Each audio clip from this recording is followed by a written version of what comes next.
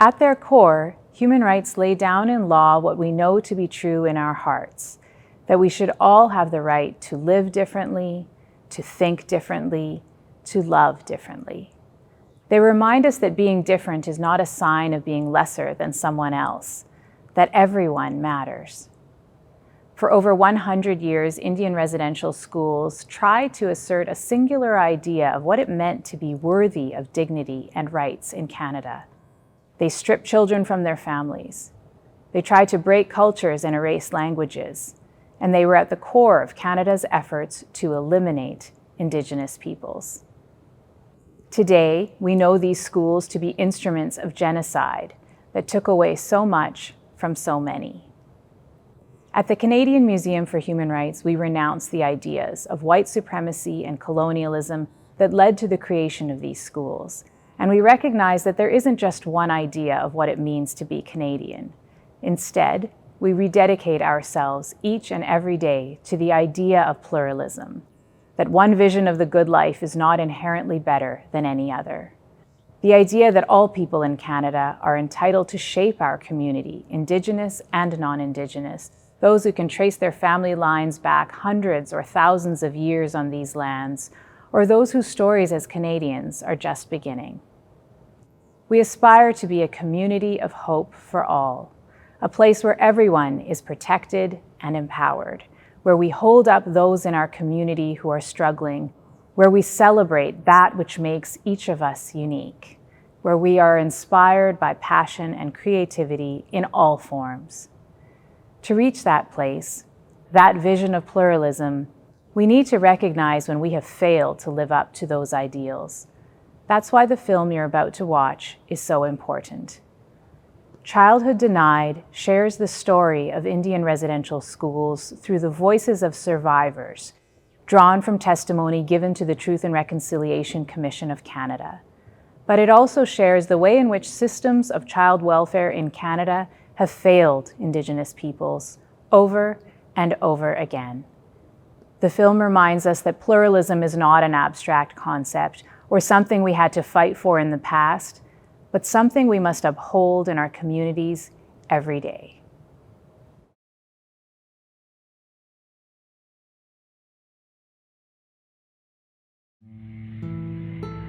There was a plane that landed by the shore,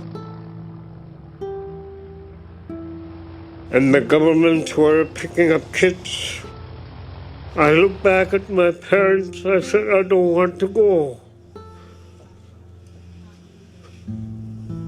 I started crying, but I was grabbed by my arm and forced into the plane. That day, decades ago, Simon Hogaluk was sent to a residential school, far from his home, his family, and his culture. When they closed the door, I was looking out the window. I could see my parents together. I want to go home. I want to be with my parents. But there is no way I could get back out.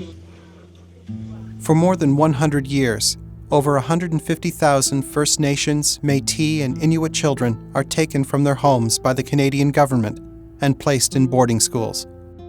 The plan is to apprehend, relocate, and aggressively assimilate Aboriginal children. Through this, it was believed they would become productive members of society. The schools are part of a legacy of forced assimilation that stretches into the 21st century and includes the 60s scoop and the child welfare system. From the beginning, the government assigns the running of the residential schools to several churches. They took away my name. They gave me a number. My number is number 54. The schools are run with little accountability. The quality of education is poor, and conditions often abysmal. It's estimated that thousands of children died, many from disease and malnutrition. There is abuse of all kinds. You're told you're a second-class citizen and maybe a third-class citizen. Your language is no good. Your culture is the culture of the devil. And you know you're not perfect, but you got to act like you're perfect. Because if you didn't, you got the physical abuse. I have a burn on my arm because I wouldn't iron the way the nun had told me to iron. She burned me. This was to teach me a lesson. And when my arm got infected, she said, "That's the devil in you." And it wasn't just one person, it was a different number of people that worked there that sexually abused younger boys. And when I wouldn't cooperate, they'd strip me naked and put me in a dark dungeon until I would. So that followed me for 48 years.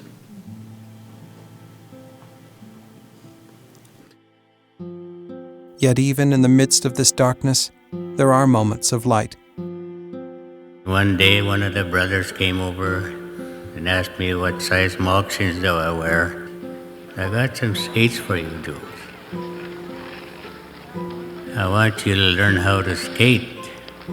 So he showed me how to put them on, how to skate around. By the time Christmas holidays were gone, Bobby Orr was born. I know how to skate in circles. Sometimes it was kind of fun, but 90% of the time it was sad. In the mid-'80s, many survivors of residential schools break the silence and start speaking out. Determined to hold the government and the churches accountable, they start suing for damages. In 2006, the federal government and the churches agreed to the largest class action lawsuit settlement in Canadian history. As part of the settlement, the Truth and Reconciliation Commission begins gathering survivor testimony, so all Canadians can know about this stain on their nation's history. Mr. Speaker, I stand before you today to offer an apology to former students of Indian residential schools. The government now recognizes that the consequences of the Indian residential schools policy were profoundly negative, and that this policy has had a lasting and damaging impact on Aboriginal culture, heritage, and language. In the 1960s, the number of residential schools had begun to decline. But Canada's child welfare system continued to intervene in the lives of Aboriginal families, forcibly moving thousands of children into white foster homes. The program became known as the 60s Scoop. It was this continuation of children being assimilated, children being taken away from their parents. Social workers, often unfamiliar with Aboriginal culture, are tasked with deciding which children should be removed. A lot of them had no idea when they came to a reservation of how we lived as Aboriginal people. There was no running water, there was no flushing toilets, there was no electricity, and for them, they consider that poverty. Bernadette Itale was 3 years old when she and her older sister were taken away from her family and put in foster care. My first foster home was a very crazy home. It was very dysfunctional, lots of violence, lots of abuse. The brother used to molest me. My foster mom actually stabbed me, and she used to strap me with her electrical cord.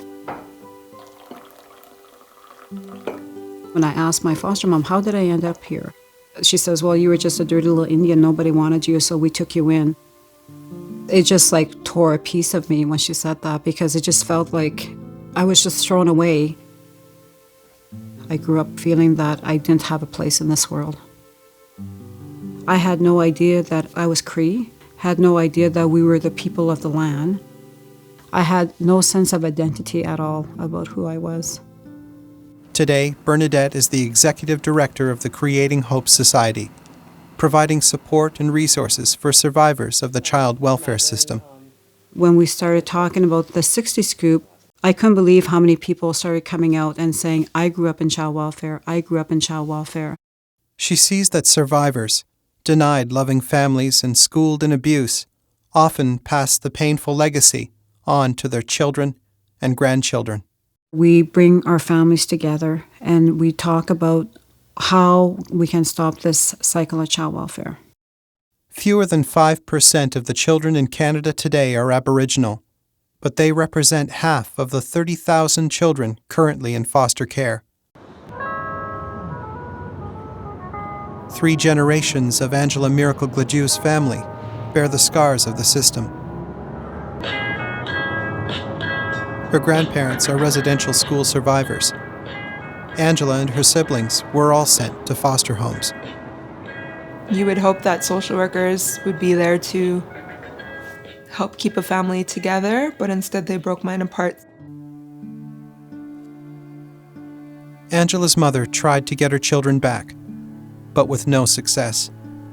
She did a bunch of parenting programs, she got a job, she was volunteering, she was doing really good, but they just, nope, that's not good enough, Mary, now you gotta do this. They didn't see the amazing stuff that my mom was doing. And then my mom eventually gave up. Angela struggled in the foster care system, but at age 14, she was lucky to finally find a stable home. My foster mom encouraged me to partake in my culture. I was blessed to live in that foster home, but I know for many First Nations children that's not the case. As a teenager, Angela started powwow and hip-hop dancing. Today, she performs around the world and works with Aboriginal youth. I encourage people to be proud of who they are and to seek out their culture and seek out elders and learn about residential schools. Because a lot of kids don't even know, and they just live in this environment that's really toxic, and they don't know why. It can change with them because they're the now, you know? They're not just the future, they're the right now.